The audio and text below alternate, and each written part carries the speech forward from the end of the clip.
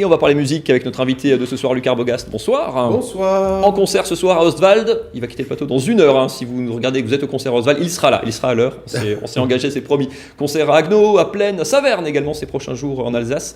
Vous qui vous revendiquez alsacien d'adoption, terminer une tournée en Alsace pour Noël, c'est calculé, c'est fait exprès. Ah oui, c'est logique. Et puis ça correspond à une de mes demandes, à une demande du public. Et puis, ouais, ça se fait tout seul. C'est logique, en fait. Tous les hivers, je suis là. C'était pour l'ambiance marché de Noël. C'était pour oui, c'était pour l'ambiance des églises aussi. On va en parler dans un instant. Certains ont découvert votre voix et votre univers médiéval dans The Voice en 2013. Depuis, c'est des disques d'or, des disques doubles disques de platine, des salles 3 disques de platine, ça a encore changé. Des concerts dans des salles qui se remplissent, qui sont pleines. Ça, c'est le succès. On oublie parfois que ça a commencé comme ça quand même. Certains vous ont peut-être connu avant, fin des années 90. Regardez ces images, c'était devant la cathédrale de Strasbourg.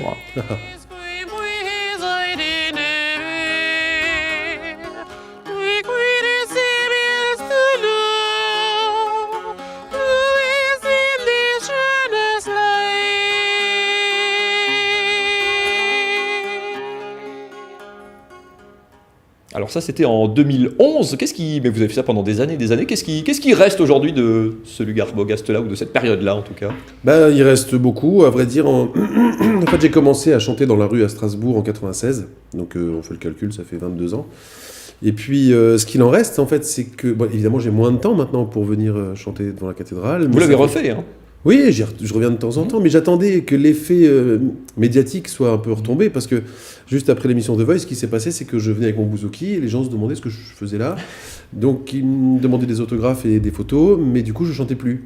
Alors c'était moins intéressant, et moi ce qu'il faut comprendre, c'est que j'aime chanter à Strasbourg, par conviction, parce qu'à la cathédrale, mais aussi parce que c'est une plateforme touristique, et que du coup il y avait des touristes russes, allemands, qui connaissent pas forcément... C'est une bonne manière de toucher les gens. C'est ça, c'est une ouverture sur les traditions.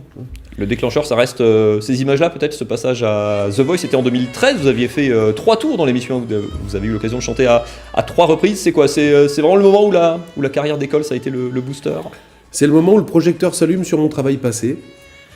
Mais je définis pas ma carrière, c'est vraiment pas le point de départ. C'est-à-dire que les gens vont dire « Ah, c'est on vous a vu dans The Voice », je respecte, parce que quand même un Français sur 6 qui m'a vu à ce moment-là, et c'est génial. Mais par contre, j'avais déjà fait des trucs à la télé avant, la télé m'avait déjà approché un peu sur des trucs, des concerts, et pas qu'en France. Et justement, on parlait de vos concerts, là, 80 dates à venir. Les concerts sont principalement dans des églises. Alors pourquoi le choix des églises ? Qu'est-ce que ça apporte en plus de chanter dans une église ? Le fait de faire un concert en église, ça garantit d'abord un confort, je dirais, pour le public. En fait, il peut s'installer, s'échauffer, il est là, il y a une part de magie, il peut regarder un peu ce qui se passe autour de lui. Je chante, mais en fait, il peut aussi regarder les vitraux, les colonnes...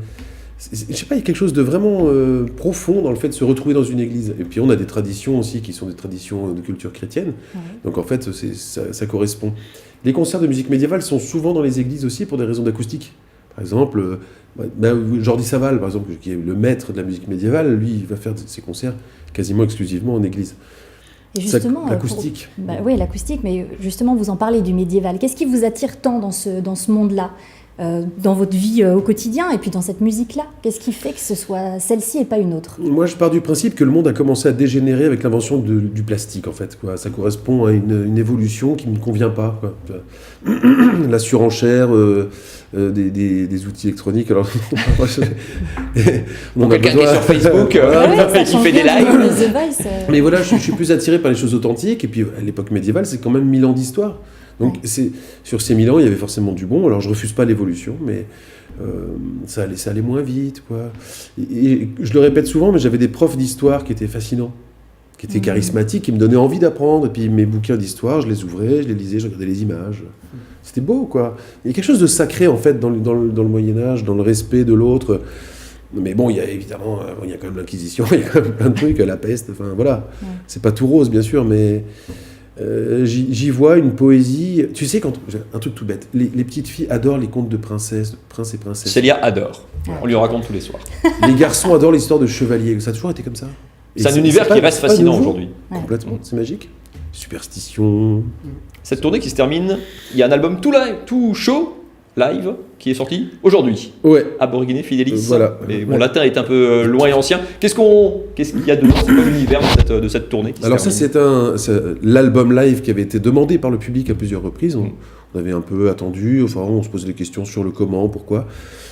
Et finalement, donc Aborigine Fidelis, c'est une compilation des meilleurs moments des concerts précédents de cette tournée-là. Mais qui est aussi la tournée en cours, donc en fait c'est super pratique. Parce que les gens vont sortir du concert et puis ils vont mettre l'album. Et évidemment, ce ne sera pas exactement pareil. Mais on a construit ce live avec le plus d'authenticité possible, quoi. C'est-à-dire que c'est pas, on n'a pas cherché une perfection de trucs machin, c'est le live, quoi. C'est comme ça que la scène doit être, et puis voilà, on entend beaucoup d'applaudissements, c'est très bien. En concert, le Carbogast, ces prochains jours en Alsace. On vous retrouve aussi dans une émission de télé, ça sera en début d'année a priori sur M6. Émission musicale toujours, côté jury cette fois-ci, aux côtés de Garou, d'Éric Antoine. Vous êtes médiévalo-compatible avec les paillettes parisiennes. Mais complètement. C'est pas le grand écart. Eh ben, moi je trouve que c'est intéressant justement qu'ils fassent appel à des artistes qui changent, enfin, qui sont pas sur la même autoroute, puisqu'on a besoin d'avis différents et d'avis parfois divergents carrément sur les artistes qui se présentent. Donc moi je trouve que c'est bien d'élargir l'éventail.